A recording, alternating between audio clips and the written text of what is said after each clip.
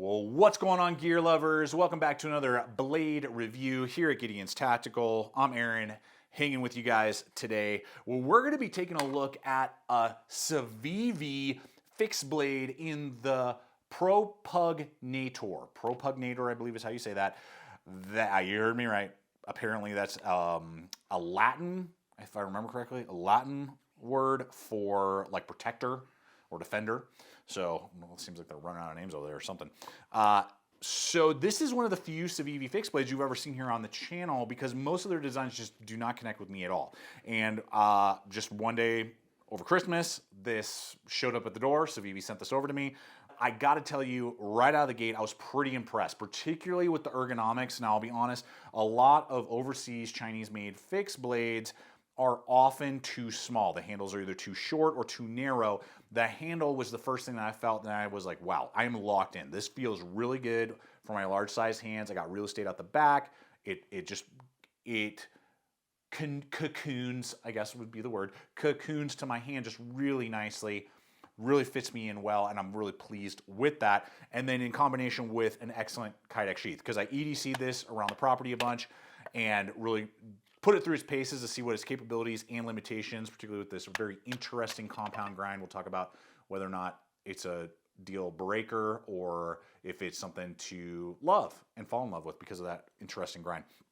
So a knife of this size at 4.1 inches blade length has got to have a good Kydex sheath, and this definitely does. Really cool kind of profile. You know, they didn't just print it out. I mean, it definitely has some nice flair to it, has their kind of vibe of a Blade Tech lock on there.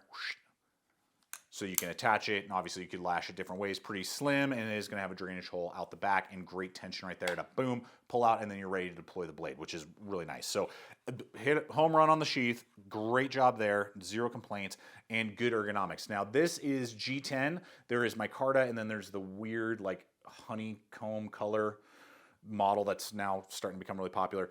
Now this is like a Rocky Mountain tread, which sometimes can be really uncomfortable, but it's not super deep, and they rounded all the edges very well. So that was the first thing. I was like, yeah, really grips you in, feels good in the hand. You're gonna get a little bit of a glass breaker, pommel, lanyard hole right back there, 2 large screws. It is a skeletonized handle underneath, and then they have crowned at the spine ever so slightly, but they have milled it and rounded it very well.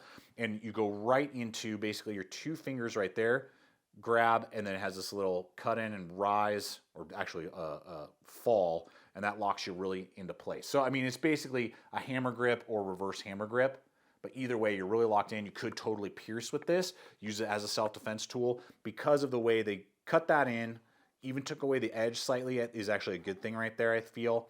And then you got a nice little hit at jimping right there. If I'm seeing more and more companies do jimping right, not super aggressive, just a little bit right there, and actually just like fully encompasses your hand to where I would feel very in control. Whereas like an SE4HM, I just don't feel confidence when I like pierce because there isn't like as protruding, I guess, a guard, and your edge is like just right there. So great for woodscraft and outdoor stuff, but not really for piercing and more aggressive cutting. This, you're able to do that, which is really nice.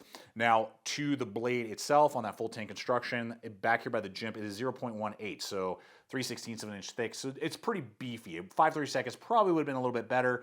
I believe it's like 6.5 ounces, if I remember correctly, just the knife itself.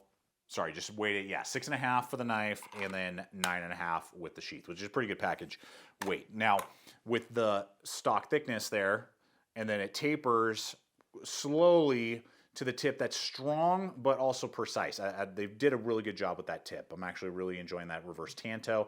It means that there's excellent precision right there. You can even get up on it, pinch the fuller, really control it, cut through cardboard, do the different things on basically 2.5 inches of full flat grind on the front. It's almost full flat grind. It's basically, that's what I'm calling it. Full flat grind on the first 2.5 inches with a little bit of a sweep. And that's where you're going to be able to get a lot of just precision cuts. It felt like a chef knife when I was doing food prep. It felt like a knife that you could do just a lot of precision cutting with, even though it is 3/16 of an inch thick. So on that aspect, I was really pleased. Now, the way it's designed with this transitional point here, you're going to have to, if you're going to resharpen it, there's 2 things are either going to have to happen. And I'm using my Sharpel. I know you guys are always curious about these. I'll have a link in the description below. This is better for probably more larger blades, but I'm just using it for an example, or like axes I really like doing this with.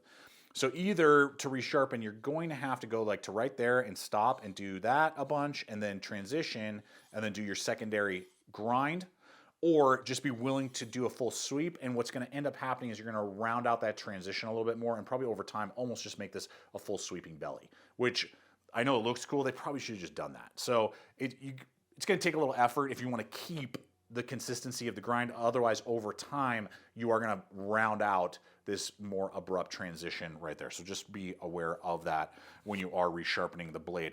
Now, before we go into how does the secondary saber grind that's lower here function and whether or not it's a headache, I do want to take just a moment to give a quick shout out to today's sponsor, which is LA Police Gear, because in partnership with you guys, the viewers, and our sponsors, it empowers me to make content and create the videos that you see here, showing you pros, cons of different gear and equipment to help you make wise choices.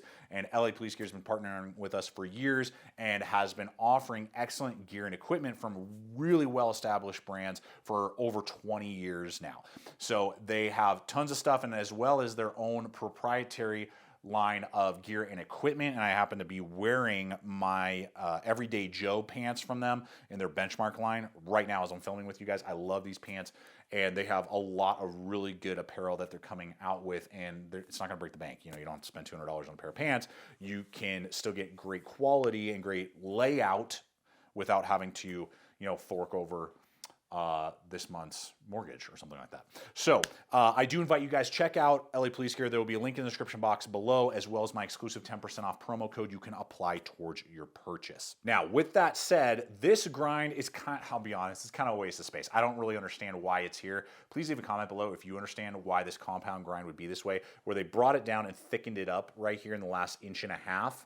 Because what we normally would see in a compound grind like this is the reverse. You usually see, and this is my Cold Steel Recon Tanto Semi Edition, and I know some of you guys scored this over the holidays. Let me know if you got this and how is it performing for you.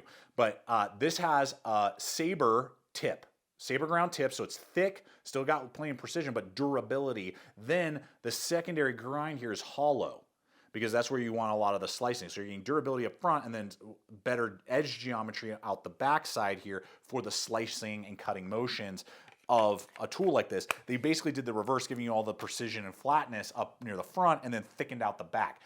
So it tends to bog down on cardboard back here. It's not unusable. It's just like, it's not helping the situation in any way. And I was still able to do feather sticks. Okay, I wouldn't call this a camp knife. I would definitely put this in like the EDC / self-defense potentially role, just general utility knife. So I was able to get, you know, feather sticks done with it, not the end of the world.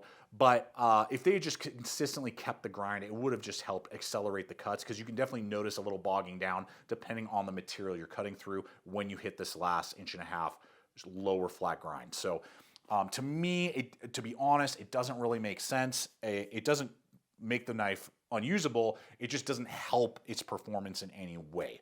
So that's kind of what I see in that attribute. Now, this model is made on D2 steel, so nothing to write home about. Sandvik 14C28N would probably be my preference. Civivi does do a good job with all their steels from all my experience. And let me know, would you have preferred this to be Sandvik or D2? Always appreciate that. Now, the value is there with everything we're seeing. You know, at about $75 for this model, and I believe $90 for like the top variant. So between $75 and $90, which isn't bad when you're looking at all the different, you know, changes and geometry and all that stuff. And if this is a type of style that you really connect with, it's not going to break the bank, which is good. So I will have links in the description box below over to this blade if you are interested and you want to take a deeper dive and look and potentially pull the trigger. Those will be all provided for you guys below. But that's my take, guys, on this particular model. A very interesting design. I believe Civivi's going the right direction. Hope to see more like this. Let me know your thoughts again on that grind, and just does this design connect with you? And if you own one, how has it been performing for you? Always appreciate that feedback. I do invite you guys to check out the other video popping up and to subscribe if you haven't yet. And until next time, always remember, stay equipped, stay prepared, and I'll see you out there.